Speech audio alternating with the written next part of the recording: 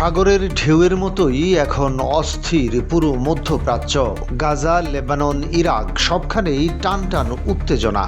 কিন্তু এর মাঝেই কায়রোতে বসেছে এক গুরুত্বপূর্ণ বৈঠক, যেখানে মূল আলোচনার বিষয় যুদ্ধবিরতি নয়, বরং মুক্তি আর প্রতিশোধের হিসাব। কারণ হামাস ইসরায়েলের আলোচনার আসল কেন্দ্রবিন্দুতে এখন 6 জন ফিলিস্তিনি বন্দী। তাদের মুক্তি বা মুক্তি না পাওয়া নির্ধারণ করতে পারে গাজার ভবিষ্যৎ, এমনকি পুরো অঞ্চলের রাজনীতিও।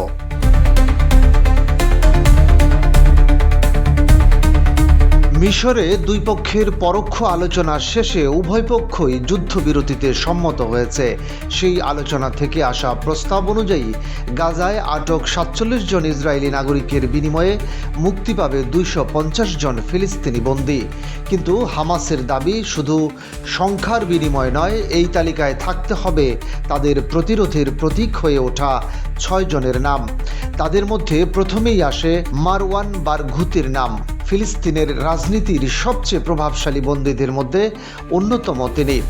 ফাতাহ দলের এই সিনিয়র নেতা বহু ফিলিস্তিনির কাছে ভবিষ্যৎ প্রেসিডেন্ট হিসেবে বিবেচিত।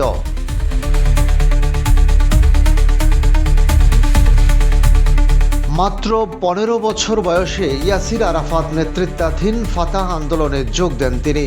1996 সালে নির্বাচিত হন ফিলিস্তিনি আইন পরিষদের সদস্য হিসেবে। 2002 সালে ইসরায়েলের অপারেশন ডিফেন্সিভ শিল্ড অভিযানে গ্রেফতার হন তিনি। এখন ভোগ করছেন 5টি যাবজ্জীবন ও 40 বছরের কারাদণ্ড। কিন্তু ইসরায়েলি প্রধানমন্ত্রী বেনিয়ামিন নেতানিয়াহু জানিয়েছেন, বারঘুতি সন্ত্রাসবাদের প্রতীক, তাকে মুক্তি দেওয়ার প্রশ্নই ওঠে না।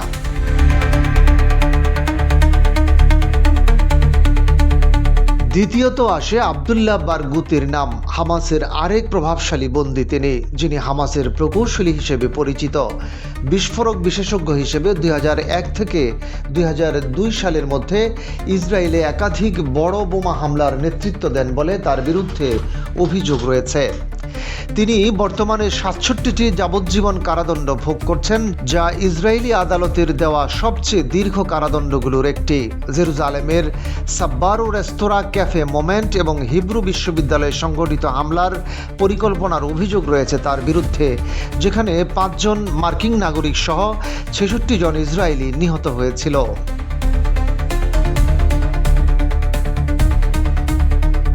তৃতীয়ত আসে ইব্রাহিম হামেদের নাম।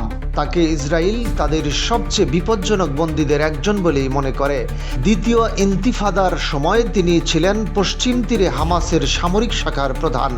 2006 সালে আত্মগোপনে থেকে গ্রেফতার হন এবং 46 জন ইসরায়েলি মৃত্যুর ঘটনায় হামলা পরিচালনার অভিযোগে 54টি যাবজ্জীবন কারাদণ্ডে দণ্ডিত হন। রাষ্ট্রবিজ্ঞানের স্নাতক ও আন্তর্জাতিক সম্পর্কে স্নাতকোত্তর ডিগ্রি অর্জনকারী হামেদ কারাগারে থাকাকালীন ফিলিস্তিনিদের ইতিহাস নিয়ে গবেষণা করেছেন। 8 বছর তিনি একাকী কারাবাসে কাটিয়েছেন, যার মধ্যে টানা 7 বছর ছিলেন নির্জন সেলে।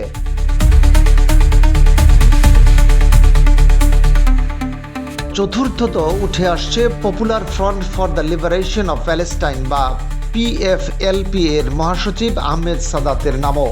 2006 সালে রামাল্লার ফিলিস্তিনি কর্তৃপক্ষের সদর দপ্তরে ইসরায়েলি অভিযান চলাকালে গ্রেফতার হন তিনি। 2001 সালে ইসরায়েলি পর্যটন মন্ত্রী রেহ আভাম হামজিবিকে হত্যার অভিযোগে 30 বছরের কারাদণ্ড পান সাদাত। 70-এর কোঠায় পা দেওয়া এই নেতা 1976 সাল থেকেই একাধিকবার কারাভোগ করেছেন। কারাবন্দী অবস্থায় তিনি ইকো অফ দ্য চেইন নামের বই লিখেছেন, যেখানে ইসরায়েলের নির্জন কারাবাসের নীতির বিরুদ্ধে তীব্র প্রতিবাদ ব্যক্ত করা হয়েছে। তিনি 4 সন্তানের পিতা এবং দাদা।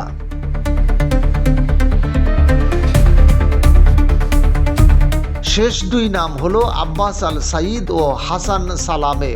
দুইজনই ভয়াবহ বোমা হামলার দায়ে দণ্ডিত, একজন পরিকল্পনাকারী, অন্যজন কমান্ডার।